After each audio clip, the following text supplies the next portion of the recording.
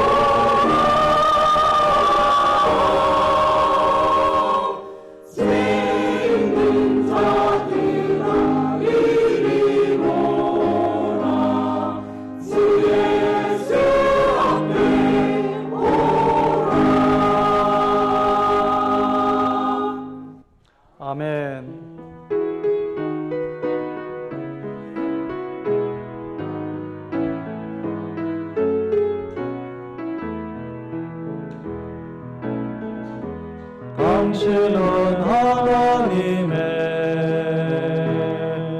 언약 안에 있는 축복의 통로 당신을 통하여서 열방이 주께 돌아오게 되리 당신은 하나님의 언약 안에 있는 축복의 통로 당신을 통하여서 열방이 주께 예배하게 되리 할렐루야. 예, 은혜로운 찬양 감사드립니다. 우리는 지난 화요일부터 목요일까지 3일간 교회 설립 50주년을 기념하면서 심령 부흥회를 가졌습니다. 참 은혜로운 그러한 시간이었습니다. 저는 부흥회를 지내면서 역시 하나님은 하나님이시구나 그런 생각을 했습니다. 왜냐하면 우리가 우리 자신을 아는 것보다도 하나님 우리를 더 잘 아시고 우리에게 꼭 필요한 말씀, 우리 개인에게 그리고 우리 교회에게 꼭 필요하고 꼭 들어야 될 말씀을 정말 풍성하게 우리에게 전해주셨다는 생각을 하면서 3일간 너무 기쁘고 감사하고 행복했습니다. 혹시 어떤 개인적인 이유로 이번 부흥회에 참석하지 못한 분이 계셨거나 또는 참석을 좀 빠지게 되었던 분이 계시면 교회 홈페이지나 밴드를 통해서 꼭 5번의 설교를 다 들으시기를 부탁을 드리고 집에 컴퓨터가 없다 이러신 분들은 주일날 매주 오늘부터 1시에 오시면 설교 영상을 매주 한 편씩을 함께 볼 수 있으니까 꼭 그렇게 해서 부흥에 빠진 부분들을 꼭 듣고 같은 은혜를 받으시기를 바랍니다. 여러분, 설교를 들을 때가 참 중요합니다. 설교를 들을 때 어떤 마음으로 듣느냐.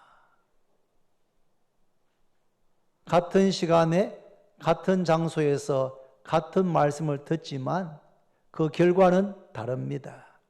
어떤 사람의 마음은 길가와 같고 어떤 사람은 돌밭 같고 어떤 사람은 가시떨기 같은 마음을 가지고 있으면 말씀을 듣기는 듣는데 그 말씀이 결실하지를 못합니다. 그런데 옥토와 같은 마음을 가지면 착하고 좋은 마음, 겸손하고 경청하는 마음을 가지면 말씀을 듣고 나면 그 말씀이 30배, 60배, 100배로 결실하게 되는 줄로 믿습니다.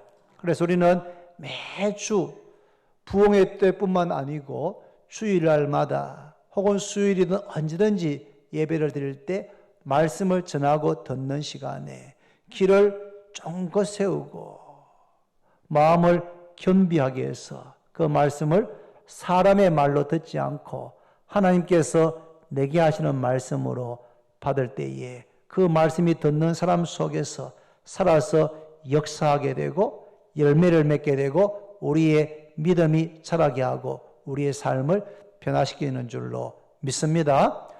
말씀을 듣는 순간도 중요하지만 말씀을 듣고 난 다음에 어떻게 하느냐는 더 중요합니다. 오늘 읽은 짧은 본문의 말씀은 예수님의 산상보훈의 결론입니다. 산상보훈은 마태복음 5장부터 7장까지의 말씀입니다. 산 위에서 가르치신 보배로운 말씀. 이 산상보훈은 구원받은 성도의 삶의 규범입니다. 구원받은 성도가 어떻게 살아야 되는가 하는 것을 주님께서 이 산상보훈의 말씀을 통해서 잘 가르쳐 주시고 마지막 결론에 이렇게 말합니다.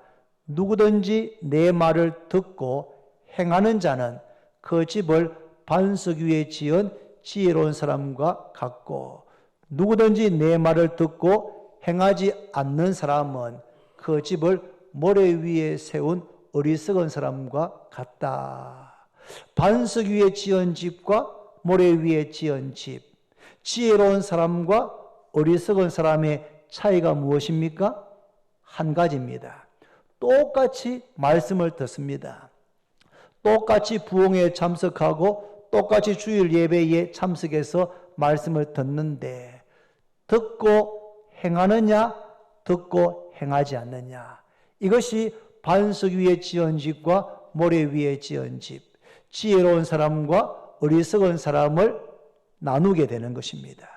그런데 반석 위에 지은 집과 모래 위에 지은 집은 평상시에는 별로 차이가 없어 보입니다. 그런데 비가 내리고 창수가 나고 강한 바람이 불어서 부닥치게 되면 반석 위에 세운 집은 든든히 그대로 있지만 모래 위에 세운 집은 무너지는데 보통 무너지는 것이 아니고 그 무너짐이 심하게 될 것이다.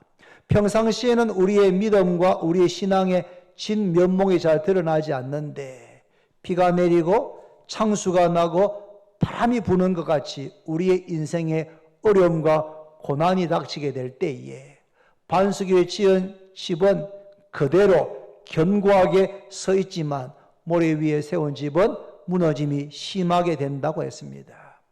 우리 주원교회 성도들은 말씀을 듣고 행하여서 말씀을 듣고 순종해서 30배, 60배, 100배의 결실을 맺으시고 그 집을 반석 위에 짓는 지혜로운 사람이 다 되시기를 바랍니다. 제가 부흥회를 마치고 난 다음에 여러분에게 물어봤습니다. 집사님, 권사님, 장로님, 이번 부흥회가 어땠습니까? 이렇게 물으면 모두가 다 목사님 부흥회 너무너무 좋았습니다. 너무너무 은혜로웠습니다. 이제까지 부흥회 가운데 가장 좋았던 것 같습니다. 말씀이 저하고 코드가 딱 맞았습니다. 너무 좋았습니다. 이렇게 대부분 말씀을 했습니다. 그런데 그중에 어떤 분 이렇게 말하는 분도 있었어요. 목사님 설교보다 더 좋았어요. 목사님 설교보다 화종무 목사님의 설교가 더 은혜로웠어요. 그렇게 말하면 그것이 사실이라고 해도 그게 사실이라고 해도 그것은 별로 지혜로운 말은 아닙니다. 왜냐하면 만약에 그렇게 한 분, 두 분 말하면 제가 어떻게 될까요? 아하, 앞으로 부흥회 때 강사로는 이런 분을 모시면 안 되겠구나. 좀 평범한 분을 모셔야 되겠구나. 그렇게 생각하지 않겠습니까? 그래 말하면 우리 한 분도 없지만 이렇게 말하면 좋습니다. 제가 부흥회 하는 날 모 집사님한테 갔습니다. 주일날 좀 빠지는 분이어서 집사님 오늘부터 부흥회가 시작됩니다. 오늘 저녁에 꼭 오십시오. 서울에서 남서울교회에 목사님 아주 훌륭한 설교자가 오십니다. 그랬더니 그분이 이렇게 말했습니다. 목사님, 저는 목사님 설교가 제일 좋습니다. 얼마나 지혜로운지. 그러는 부흥회 안 오셨어요. 여러분, 우리가 가끔은 자녀를 키울 때도 성도들에게 이야기할 때도 사실이라고 해도 지혜롭지 못하게 말할 때가 많습니다. 누가 누구보다 더 낫다. 누가 누구보다 더 잘한다. 그렇게 하면 한 사람은 세우지만 한 사람은 무너뜨리는 것이죠. 우리 목사님 설교도 은혜롭고 그런데 이번 부흥회는 참 특별했습니다. 저도 그랬거든요. 정말 특별한 시간이었습니다. 그런데 제가 또 묻습니다. 그렇게 좋았습니까? 예, 너무 좋았다는 거예요. 그럼 제가 묻습니다. 그러면 집사님, 무슨 말씀이 가장 좋았습니까? 그렇게 물으면 기억은 잘 안 나지만 너무 좋았는데 기억은 잘 안 나지만 좋았다는 겁니다. 그렇게 우리는 어릴 때부터 그런 이야기를 들으면 콩나물 시루에 물을 이렇게 하면은 물이 다 빠져나가는 것 같아도 콩나물이 자란다. 말씀을 듣고 잊어버려도 말씀을 듣고 기억하지 못해도 우리의 믿음은 자란다. 그렇게 많이 배웠고 위로를 많이 받았습니다. 그런데 오늘 주님 말씀에 따르면 누구든지 내 말을 듣고 행하는 자는 그 집을 반석 위에 지은 지혜로운 사람과 같고 내 말을 듣고 행하지 않는 사람은 그 집을 모래 위에 세운 어리석은 사람과 같다고 말씀을 했습니다. 부흥회 때 분명히 참석한 모든 성도들이 말씀의 은혜를 받았습니다. 저 역시 너무 이야 우리 하나님 정말 너무나 놀라우시다. 나와 우리 교회에게 정말 필요한 또 비전 2019가 맞춰지는 2020년을 앞두고 우리 교회가 앞으로 어떻게 나아가야 될지에 대한 하나님 나라의 말씀을 통해서 우리에게 깨닫게 하시고 교훈하시는 바가 너무너무 많아서 너무너무 감사했습니다. 그런데 좋았다고 하는 느낌만 가지고 잊어버리면 안 됩니다. 그 말씀들 가운데 딱 한 가지 혹은 내게 주시는 한두 가지 말씀을 붙들어야 됩니다. 그 말씀을 붙들고 그 말씀을 기도의 제목으로 삼고 그 말씀이 내 삶 가운데 이루어지도록 그 말씀대로 순종하기 위해서 몸부림칠 때에 그 말씀이 우리의 심령 가운데서 살아서 역사하게 되는 줄로 믿으시기를 바랍니다. 말씀을 기억하셔야 됩니다. 기억하시고 그 말씀을 붙잡고 그 말씀대로 순종하고 행해야 되는 것입니다. 이번 부흥의 주제는 하나님 나라는 이와 같으니 였습니다. 5가지 비유를 가지고 우리에게 말씀해 주었습니다. 첫날 가장 기억에 남는 내용은 은혜가 통치하는 새로운 질서와 새로운 공동체란 내용이었습니다. 포도원 주인의 비유였습니다. 포도원 주인이 일꾼을 부르기 위해서 아침 6시, 9시, 12시, 오후 3시, 5시에 나가서 각기 일꾼들을 불러서 포도원에서 일하게 했습니다.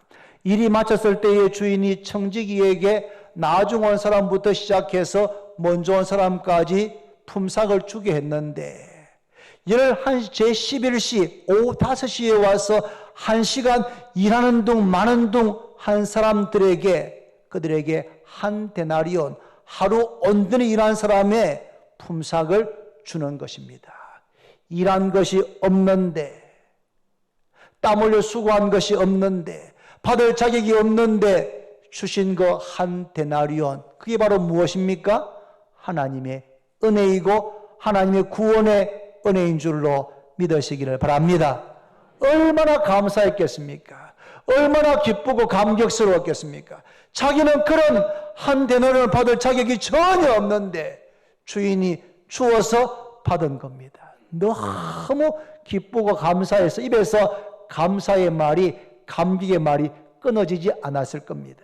그런데 먼저 온 사람들은 그것을 보고 자기들은 더 많이 받을 줄로 생각했는데 똑같이 한 데나리온을 받고 그 입에서 뭐가 쏟아져 나왔습니까? 불평과 원망이 쏟아져 나오고 주인의 그 처사가 옳지 않다고 주인을 비난하게 됩니다. 여러분, 부름받은 시간이 언제든지 상관없이 주인이 한 데나리온을 주는 것은 하나님의 뜻이고 하나님의 은혜인 줄로 믿습니다. 우리가 다 어떤 분은 모태신앙입니다. 저도 모태신앙입니다. 부족하지만 태어나서부터 어머니 품에 안겨서 교회를 나가서 지금까지 54년간 교회를 한 번도 떠나본 적이 없습니다. 어떤 분은 청년 때, 어떤 분은 30대, 어떤 분은 50대에, 어떤 분은 인생의 마지막 순간에 부르심을 받고 예수를 믿게 되는 것입니다. 부름받은 시간과는 상관없이 하나님께서 모든 부름받은 자에게, 포도원에 들어온 자에게, 하나님 나라에 들어온 자에게 구원이라고 하는 어마어마한 한 데나리온의 은혜를 우리에게 동일하게 주시는 줄로 믿으시기를 바랍니다. 그런데 그 비유의 앞에와 뒤에 마치 앞뒤를 포장하는 것처럼 먼저 된 자가 나중되고 나중된 자가 먼저 되는 일이 많겠다라고 말씀했습니다. 우리 가운데 누가 먼저 된 사람이고 누가 나중된 사람입니까? 모태신앙은 다 먼저 되었다가 나중되는 사람입니까? 그렇지 않습니다. 먼저 된 사람과 나중된 사람은 어떻게 구별한다고요? 뭘 보면 알 수 있습니까? 뭘 보면? 입을 보면 그 입에서 감사와 감격이 나오면 그는 나중되었지만 먼저 된 사람입니다. 그 입에서 불평과 원망이 나오면 그는 먼저 되었지만 나중된 자입니다. 하나님의 나라는 은혜가 통치하는 새로운 질서이고 새로운 공동체입니다. 사랑하는 여러분, 저는 부흥회를 지내면서 하나님, 우리 교회에서 그리고 성도들의 가정에서 하나님의 나라가 풍성하게 경험되게 해 주옵소서. 그렇게 기도하게 되었습니다. 은혜가 통치하는 새로운 질서와 새로운 공동체, 이것이 바로 교회이고 하나님의 나라입니다. 우리가 잘 아는 잃어버린 두 아들의 비유는 너무나 익숙한 비유였는데 정말 새롭게 와닿았습니다. 특별히 어떤 면에서냐 하면 아들인데 아들 둘 다, 집을 나간 아들이든 집에 있는 맏아들이든 둘 다 아들이지만 지독하게도 아버지의 마음을 이해하지 못하는, 아버지의 마음을 이해하지 못하고 아들임에도 불구하고 마치 종과 같은 그러한 정신으로 살아가는 두 아들들, 잃어버린 아들. 둘째 아들은 집을 나갔습니다. 집을 나가면 더 좋고 더 자유로울 거라 생각했지만 아버지 집을 나가는 순간부터 가진 것을 다 쓰게 되고 허랑방탕하게 되고 빈털터리가 되고 궁핍하고 가난하고 배를 줄이게 되고, 그래서 사람의 종이 됩니다. 자유롭고 싶어서 집을 떠났는데 다른 사람의 종이 되어서 유대인들이 하지 않는 돼지 치는 일을 하게 됩니다. 그러다가 굶주린 배를 움켜쥐고 아버지 집에 돌아가기로 결심하면서 돌아가면 아버지에게 아버지의 아들로서 일컬음 받는 것을 제가 감당하지 못하겠습니다. 그냥 품꾼들 중에 하나로 저를 받아주십시오라고 고백해야 되겠다고 대사를 외우면서 돌아갔는데 이 아들을 먼저 알아본 것은 아버지였습니다. 측은히 불쌍히 여기고 달려왔어. 그 당시 그 시대의 아버지들은 달려가는 법이 없는데 달려갔습니다. 아버지의 그런 권위와 모든 것을 내려놓고 달려갔어. 둘째 아들 목을 안고 입을 맞추고 기뻐합니다. 아들이 저를 아버지 아들이라 일컬음 받을 수가 없겠습니다 라고 하면 그 다음 말을 하려고 할 때 그 대사를 하지 못하게 이 아버지가 종들을 불러서 새 옷을 입히게 하고 가락지를 끼우게 하고 새 신발을 신기게 합니다. 이것은 아들의 권위, 아들의 신분의 회복을 의미하는 겁니다.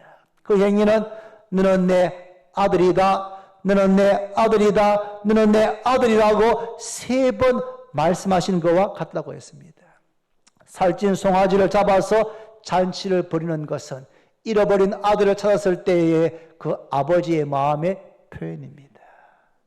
이 둘째 아들은 집을 나가서 아버지를 떠났을 때에 자유롭게 된 것이 아니고 종이 되어버렸습니다. 하나님 아버지를 떠나게 되면 궁핍하게 되고 세상과 육신과 자기 욕심의 종이 되는 것입니다.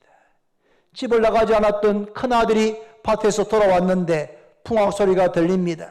물어보니까 동생이 돌아왔고 아버지가 살찐 송아지 갖고 잔치를 벌였다는 말을 듣고 이 아들이 집으로 들어가는 것이 아니고 집 밖에 서서 화를 냅니다. 분해합니다. 아버지가 와서 아들을 권해서 들어가자고 합니다. 이 아들이 뭐라고 합니까? 내가 여러의 아버지를 섬겨 명을 어김이 없거늘 내게는 염소 새끼 한 마리 주어서 내 벗들과 함께 잔치하게 하지 않으시더리. 아버지의 재산을 창녀들과 함께 삼켜버린 이 아들이 돌아오매 살찐 송아지를 잡으셨나이다 라고 하면서 아버지의 처사에 대해서 마치 옳지 않은 것처럼 비난하는 것을 볼 수가 있습니다. 이 아들은 맏아들은 집을 나가지 않았습니다. 그런데 그의 정신은 아들이 아니고 종이었습니다. 저는 이 말씀을 들으면서 저 자신을 많이 돌아보게 되었습니다. 나는 아버지 집을 한 번도 떠난 적이 없는데, 그리고 지금은 목사로 교회를 섬기고 있는데 내 마음속에 정말 아들로서 날마다 은혜의 보좌 앞에 기쁘게 나아가서 하나님께 예배하고 찬송하고 그렇게 섬기고 있는가? 그러지 않으면 종의 정신으로 살아가고 있는가를 돌아보게 되었습니다. 부자와 나사로 비유에서는 참 죽음에 대해서 많이 생각하게 되었습니다. 이 세상은 100세까지 팔팔하게 건강하게 살 수 있고 살자, 그렇게 모든 매스컴들이 선전하고 이야기하지만 실상은 그렇지 못한 겁니다. 사람들은 늙고 병들고 죽는 것이, 한 번 죽는 것이 정해져 있고 그 후에는 심판이 있습니다. 부자도 나사로도 다 죽었습니다. 그런데 나사로는 아브라함의 품에 안기게 됩니다. 아브라함이 준비한 잔치에 헤드 테이블에 앉아서 아브라함의 품에 기대어 앉아서 잔치를 누리게 됩니다. 그런데 부자는 음부에 떨어져서 영원히 고통을 당하게 됩니다. 부자가 부자였기 때문에 지옥 간 것이 아닙니다. 나사로가 거지였기 때문에 천국 간 것이 아닙니다. 부자는 모세와 선지자의 말을 귀담아 듣지 않았습니다. 은혜를 받아들이지 않았습니다. 그에 비해서 나사로는 하나님의 은혜를 받아들였기 때문에 천국에 하나님 나라에 들어간 것으로 믿으시기를 바랍니다. 부자가 두 가지 자비를 요청합니다. 한 첫째는 나사로의 손가락 끝에 물을 찍어서 자기 혀를 좀 서늘케 해달라. 거절당합니다. 왜요? 불가능하기 때문에. 너가 있는 곳과 이곳의 사이에 큰 구렁텅이가 있어서 거기로 갈 수도 올 수도 없기 때문에 그 요청은 들어줄 수가 없다. 두 번째, 이 부자가 요청합니다. 그러면 나사로를 내 아버지 집에 보내어서 나에게 있는 5명의 형제들에게 이곳에 오지 않게 좀 해 주십시오. 그럴 때 아브라함이 모세와 선지자에게 들이 있으니 그들에게 들을지다. 모세와 선지자, 구약 성경, 하나님의 말씀이 있으니까 그 말씀이 들려지고 그 말씀을 듣고 구원받으면 된다. 그런 뜻입니다. 그때 이 부자가 그렇지 않습니다. 모세와 선지자의 말은 잘 듣지 않을 겁니다. 저처럼. 그런데 죽은 나사로가 살아서 돌아가면 나사로의 말을 듣고 이곳에 오지 않게 될 겁니다. 이렇게 말합니다. 따라합시다, 여러분. 모세와 선지자에게 듣지 아니하면 죽은 자가 살아나도 구원함을 받지 아니하리라. 저는 부흥의 5번의 설교 가운데 이 부분이 제 마음에 가장 꽂혔습니다. 우린 생각할 때 죽은 자가 살아나면, 죽은 자가 살아나서 내가 천국을 받았다 그렇게 말하면 모두가 다 믿을 것 같지만 모세와 선지자, 하나님의 말씀으로 전할 때 듣지 않는 사람은 죽은 자가 살아나서 전에도 그 권함을 받지 않는다고 말씀했습니다. 여러분, 우리가 성경을 펼치고 다시 성경을 새로운 마음으로 읽고 묵상해야 될 줄로 믿습니다. 왜냐하면 성경이 유일한 하나님의 말씀 진리이고 성경 말씀을 통해서만 우리가 구원을 얻을 수 있기 때문입니다. 자비를 베푼 사마리아인의 비유를 통해서는 우리가 사랑에 대해서 들었습니다. 제사장 레위인은 강도 만나 피 흘려 죽어가는 사람을 보고 피하여 갔습니다. 유대인들 가운데 가장 하나님을 잘 섬긴다고 했던 한 제사장과 한 레위인들은 도움이 필요한 강도 만나서 피 흘려 죽어가는 사람을 보았지만 어떤 이유인지 모르지만 피하여 지나갔습니다. 그런데 유대인들이 멸시하는 사마리아인은 걸음을 멈추고 가까이 가서 측은히 여기고 기름과 포도주를 부어서 상처를 싸매어주고 자기 짐승에 태우고 주막에 데려와서 2내년을 주막 주인에게 주면서 혹시 비용이 더 들면 내가 오는 길에 다시 더 지불하겠다고 하면서. 여러분, 사랑은 희생 없이는 이루어질 수가 없습니다. 그런데 우리는 태어날 때부터 죄인입니다. 죄의 본성을 가지고 있고 자기 중심적입니다. 그래서 다른 사람을 온전하게 사랑하지를 못합니다. 하나님 아버지의 사랑을 깨닫게 될 때, 하나님 아버지의 사랑이 우리에게 부어질 때, 그때 비로소 다른 사람을 온전하게 사랑하게 될 줄로 믿습니다. 우리가 아직 죄인 되었을 때에 그리스도께서 우리를 위하여 죽으심으로 하나님께서 우리에 대한 자기의 사랑을 확정하셨느니라. 이 십자가의 사랑을 우리가 깨닫게 될 때에 우리도 자신을 희생하면서 이 선한 사마리아인처럼 강도 만난 이웃을, 고통 가운데 있는 이웃을, 소외된 이웃을 찾아가서 걸음을 멈추고 도와주고 희생하고 사랑을 베풀게 된다는 말씀입니다. 이렇게 설교를 4번 들으면서 제 머릿속에는 2가지의 이렇게 라인이 생깁니다.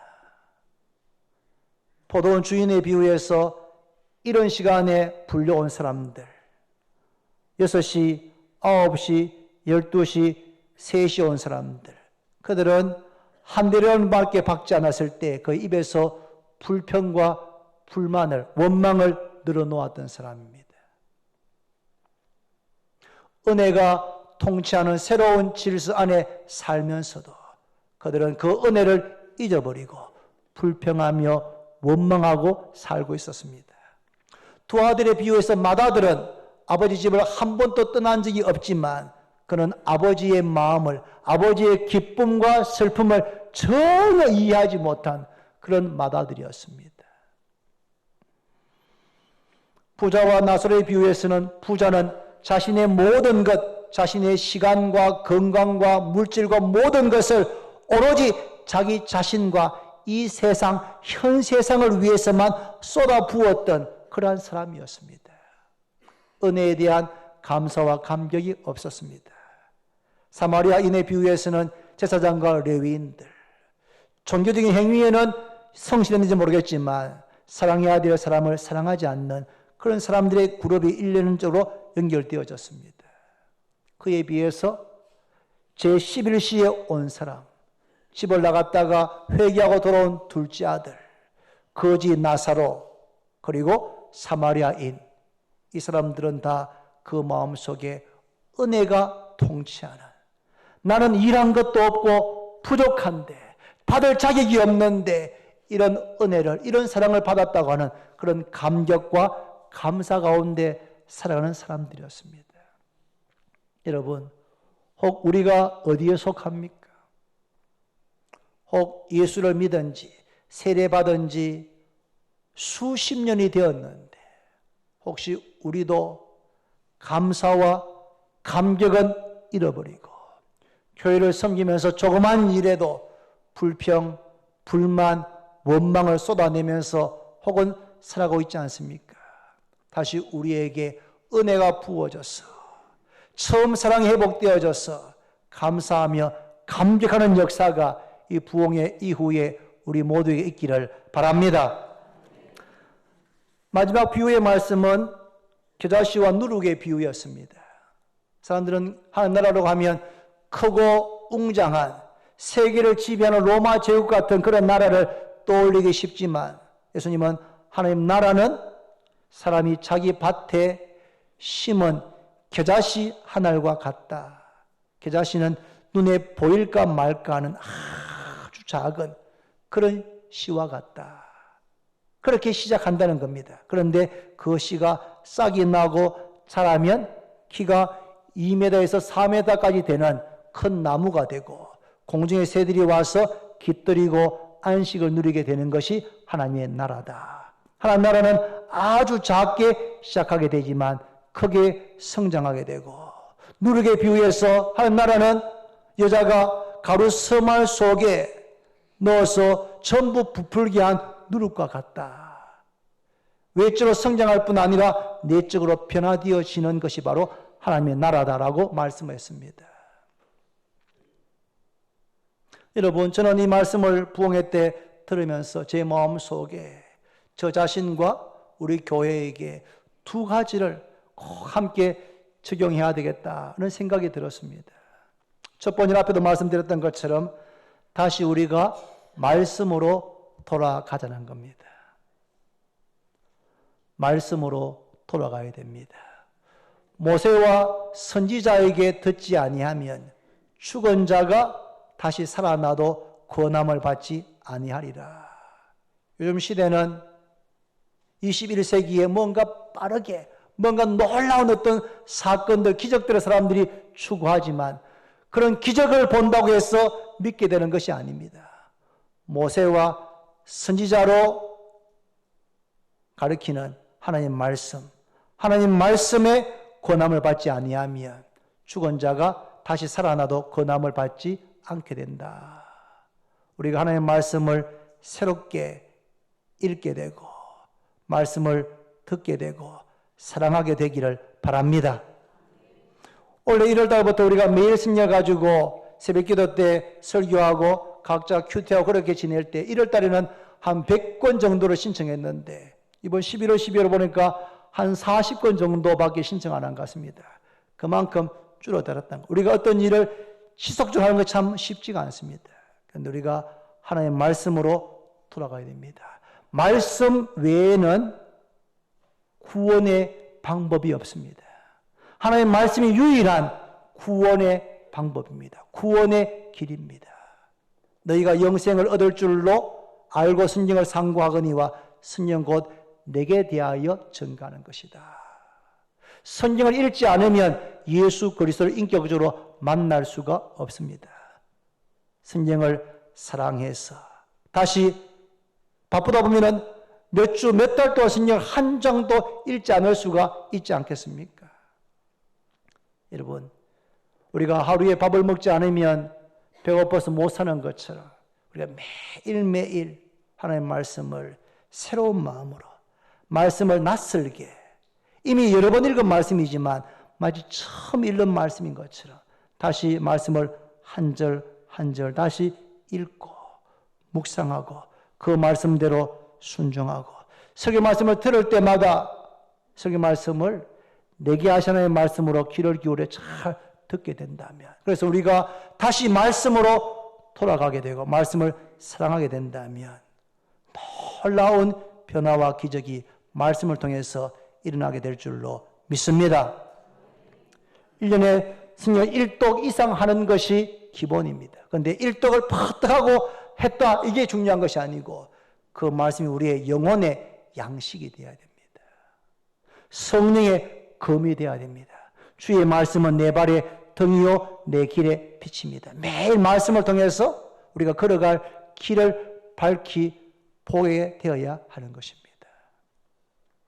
두 번째는 여러분, 우리 교회가 사람을 사랑하고 세우는 교회가 되어야 되겠다는 것입니다.